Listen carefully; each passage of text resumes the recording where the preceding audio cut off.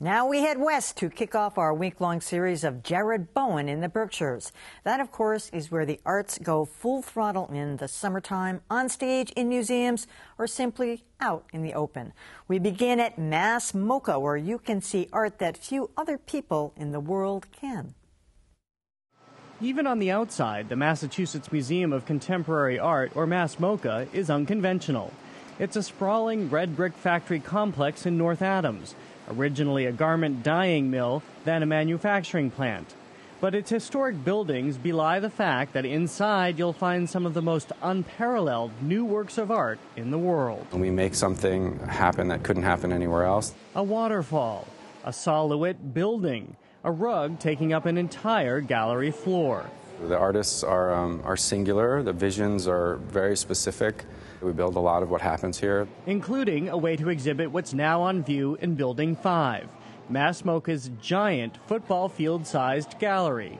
It's where you find Phoenix, contemporary Chinese artist Xu Bing's monumental work of two phoenixes in flight.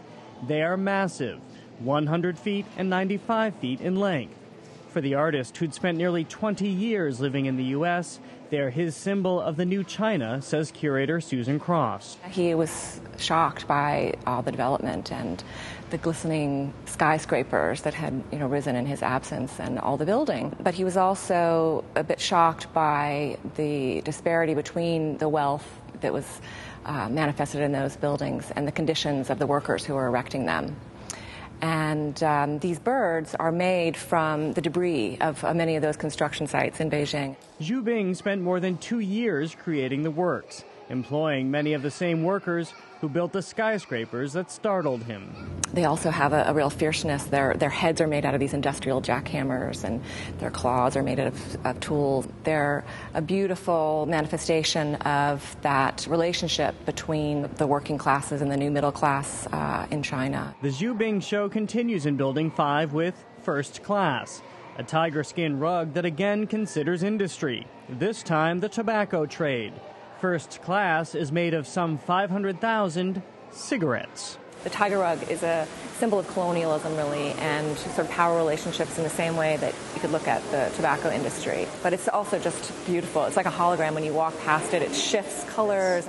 Cross has also curated a mid-career show of New York artist Jason Middlebrook, who frequently uses his work to examine the tension between man and nature, especially in his towering timber. Picture in the plank, that's a milled plank, the intersection of man and nature, industry. His painting really is very intuitive, and it starts with the grain, and it moves with the grain, but it also obliterates it in some ways. His Falling Water, where styrofoam suggests concrete giving way to a waterfall, imagines nature's fury. But this one is really about the power of nature and the power of water, which is something on our minds recently, locally from Hurricane Irene, but also from Superstorm Sandy and Hurricane Katrina. A destination for artists whose work can only be shown in select spaces the world over, MoCA was the place artist saw LeWitt shows for a full career survey before his death just shy of the show's opening.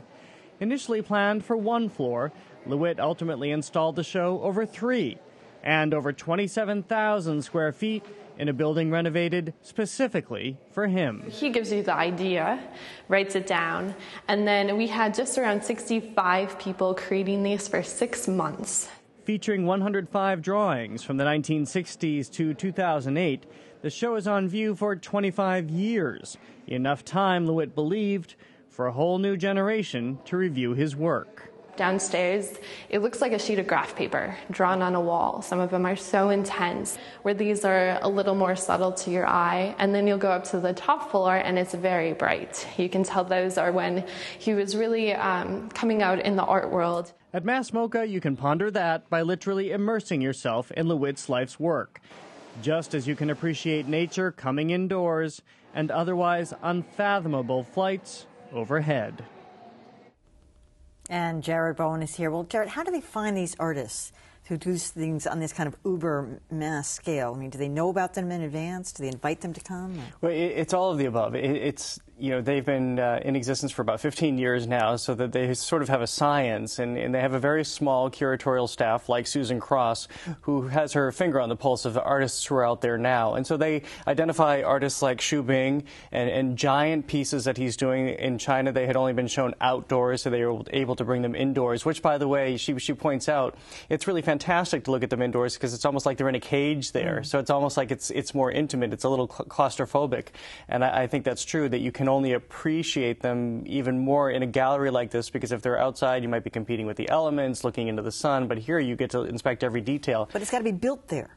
But it has to be transported, and then they have a very small staff that they design all of the rigging, and it's the small staff that works on everything. So Susan Cross will find somebody like Xu Bing who's already done a piece like this, or they'll find artists who are capable of working in a gallery space like that, and they'll work with them to develop works of art. And again, the small team sort of descends, and they make it all happen. You know, I was out there in 1997, the summer of, I remember right after we started this show, and one of the big hopes with the then Mayor Barrett, is he still the mayor, by the way, was that this would be a big economic boon to North Adams. Has it made a difference? I think some of it has. You drive into town now, and you get a sense, I think, that you're driving, when you get right into the heart of North Adams, you just get a sense that you're driving into an arts community. There's a great series of row houses that they turned into a nice boutique hotel where I stayed called Porches at MoCA, which is right across the street. So you get that feel. But on the outer limits, it's still a town that's struggling. But Larry Smallwood, the deputy director, was telling me that when he started at the museum 15 years ago, people are still there. They've now made a career out of it. And it is a destination. They just had a great music festival there. They have the creator of the films Beasts of the Southern Wild coming later this summer, doing a big concert, bringing an orchestra to do the music to his film.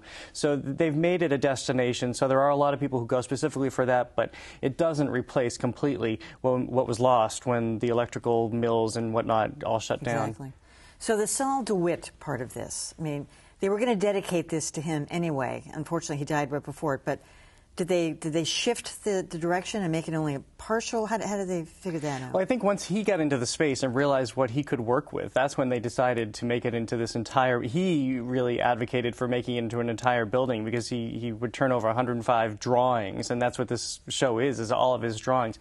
It is incredible, and that's what I love about this experience. Like I said at the end of the piece, you can literally immerse yourself in his work by walking into this building, and you're surrounded by nothing but Salle DeWitt. And I think it does something to you just to know consciously that you have two, if you go and enter in the ground floor to work your way chronologically up through his career, that you have two more layers above you. You're in his work. It's all around you. Is it all of his work, or is it? It's a great extent of his work. And I mean, is it some of it privately owned, or is it too massive to be? Well, no. He gave over all the drawings and all the instructions. He started as a graphic artist. This is how you create my work, and then it was done by people on staff at the museum. And what's also interesting is the color scheme. It all works off of the primary colors, starting with black. So there's a rhythm to the shades. What colors are put next to each other. It's whole science to it. Wow, that sounds great. All right, well, we have more tomorrow on the Berkshire series. Can you tell us what's coming up then? So tomorrow we will be in Williamstown for the Williamstown Theater Festival. It's their 59th year. This is the campus. Every summer it turns over to the Williams College Theater, turns over to the Williamstown Theater Festival,